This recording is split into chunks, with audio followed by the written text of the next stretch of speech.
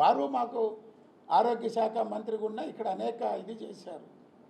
సరే, ఒక ఆరోపణ వచ్చింది, ఒక ప్రత్యేకమైన పరిస్థితి, సెన్సిటివ్ ఇష్యూ, అందువల్ల దాంట్లో రాజకీయంగా ఎక్కడ మాట్లాడదలుచుకోవాలి. అందుకే మీరు అడిగిన వాటికి మాత్రమే ఇది చెప్పాం. ప్రభుత్వం అధికారులు కూడా ప్రభుత్వం స్పష్టంగా ఏప్రిల్ 15 దాకా ఏ విధంగా గస్తీ నిర్వహించాలి, ఏప్రిల్ 15 నుంచి జూన్ 15 దాకా బ్యాన్ పీరియడ్లో ఏమి ఏర్పాట్లు చేయాలి, జూన్ 15 నుంచి పూర్తి స్థాయిలో రక్షణ వ్యవస్థ ఏర్పాటు చేయబోతున్నారు. మ్యారిటైమ్ బోర్డు,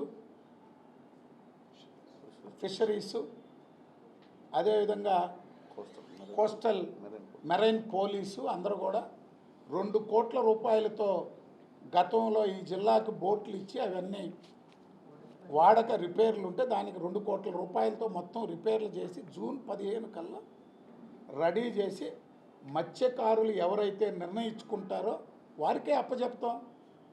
మత్స్యకారుల యొక్క committee, fisheries, marine police, maritime board, జిల్లా కలెక్టర్, ఎస్పీ గారు అందరి ఆధ్వర్యంలో మన నెల్లూరు జిల్లాలోనే మొదటి కట్టడి చేయాలి. ఇక్కడ చేస్తేనే దాటుకొని ఒంగోలు, బాపట్ల, కాకినాడ వరకు పోతున్నారు వాళ్ళు. ఆ కారైకల్ బోట్స్, అందువల్ల దాని మీద చాలా స్ట్రాంగ్గా ఒక ఇది చేయాలనేటువంటి ఆలోచనతో ప్రభుత్వం మొత్తం అన్ని టీం పంపించారు, మాట్లాడారు. జిల్లా కలెక్టర్ గారు, ఎస్పీ గారు, fisheries department, maritime board chairman అందరం కలిసి జూన్ 15 నాటికి పూర్తి స్థాయి ఒక రక్షణ వ్యవస్థను ఏర్పాటు చేయాలి. టెంపరీగా ఏప్రిల్ 15 దాకా ఆల్రెడీ స్టార్ట్ చేశారు, తిరుగుతున్నారు, ఒక బోట్ను కూడా పట్టుకున్నారు. త్వరలోనే మత్స్యకారుల యొక్క ఎవరైతే ఉన్నారో వాళ్ళతో జిల్లా యంత్రాంగం సమావేశం అవుద్ది. హార్బర్ది కూడా చైర్మన్ గారు చెప్పారు 3 నెలల్లో పనులన్నీ పూర్తి చేసి. ఇప్పుడు ఆ హార్బర్ గురించి మాట్లాడే నాయకులు రామిరెడ్డి ప్రతాప్ రెడ్డి అసలు మట్టి రోడ్డు వేసా ప్రతాప్ రెడ్డి నువ్వు హార్బర్కి? అసలు మట్టి రోడ్డు వేసావా హార్బర్కి? మా చైర్మన్ గారు, మా మంత్రి గారు, మా చైర్మన్, మా మంత్రి గారు తెలుగుదేశ ప్రభుత్వం వచ్చాక హార్బర్కి మేము తీసుకొస్తే వచ్చి రోడ్లకి బ్యాలెన్స్ 22 కోట్లు ఇచ్చిపోయారు. ప్రతాప్ రెడ్డి మాట్లాడుతున్నాడు గోవర్ధన్ రెడ్డిని పెట్టుకొని హార్బరు రోడ్డు ఇలా కనీసం వాళ్ళు హార్బర్లోకి వచ్చేదానికి బ్రిడ్జి గట్ల. నెల్లూరు జిల్లా పరిశీలకుడు మేడా రఘునాథరెడ్డి, రామిరెడ్డి ప్రతాప్ రెడ్డి, ఆనాటి మంత్రి కాకాని గోవర్ధన్ రెడ్డి ముగ్గురు కలిసి హార్బర్కి రోడ్డు ఇలా మత్స్యకారులు లోపల పోయేదానికి బ్రిడ్జి గట్ల. మీరేంది మమ్మల్ని మాట్లాడేది? మేము వచ్చి శాంక్షన్ ఇచ్చి ఇప్పుడు పూర్తి చేస్తున్నాం. అన్నీ చేసి మా వాళ్ళని పెట్టి సౌత్ ఇండియాలోనే ఒక మోడల్ ప్రాజెక్ట్ జువల్దిన్నె ఫిషింగ్ హార్బర్. అది ఎవరిది? మాది. మేము తెచ్చాం. మా ఘనత, మా చంద్రబాబు నాయుడు గారు, మా వెంకయ్య నాయుడు గారు ఇచ్చినవి. మీరెవరే మాట్లాడేదానికి?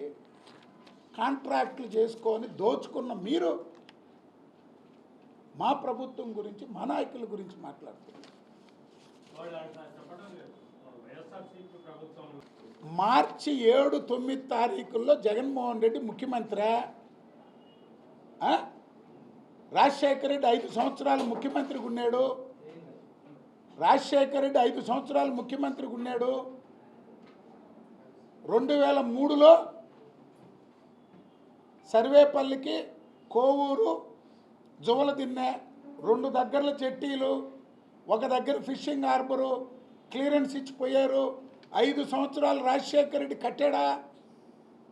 5 సంవత్సరాలు రాజశేఖర రెడ్డి కట్టాడా ముఖ్యమంత్రిగా? 2014లో మేము వచ్చి కనీసం కిరణ్ కుమార్ రెడ్డి గారు, ఆనాటి మంత్రి రామనారాయణ రెడ్డి గారు దానికి ఒక సర్వేకి డబ్బులు ఇచ్చారు. దానికి ఒక ఏజెన్సీని ఫిక్స్ చేశాడు.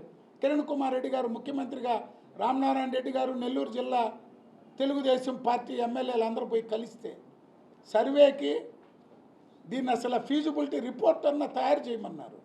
రాజశేఖర్ రెడ్డి ఇక్కడి నుంచి అక్కడ దాకా జీవో ఇచ్చిపోయాడు. వీళ్ళ మహానాయకుడు మేమిచ్చింది టెండర్ పిలుచుకొని కమిషన్లు కొట్టిన వీళ్ళేంది మా గురించి మాట్లాడేది? ఏందా ఆయన తెచ్చేది? గయాజు, నువ్వు కూడా సీనియర్ రిపోర్టర్, మీకు తెలియదు. ఒరే, మార్చి 7వ తారీఖు ముఖ్యమంత్రి ఎవరయ్యా? మార్చి 7వ తారీఖు ముఖ్యమంత్రి ఎవరు?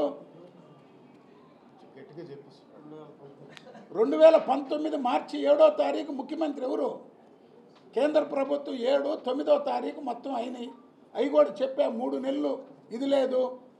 కేంద్ర రాష్ట్ర ప్రభుత్వం ఎన్డీఏకి తెలుగుదేశం పార్టీకి విభేదాలున్నా 6 నెలలు లేట్ అయింది. 6-7 నెలలు మీటింగులు పెట్టల. ఆంధ్రప్రదేశ్ ప్రాజెక్టులు అప్రూవల్ కాలా. అందుకే చెప్పా, ఈ ఘనత ఈరోజు ఫిషింగ్ హార్బర్ ఇక్కడ ఉందంటే వెంకయ్య నాయుడు గారు చివరిలో ప్రభుత్వాలకు విభేదాలు రావచ్చు, పార్టీలకు విభేదాలు రావచ్చు, మత్స్యకారుల ప్రయోజనాలకు ఇబ్బంది కలగకూడదని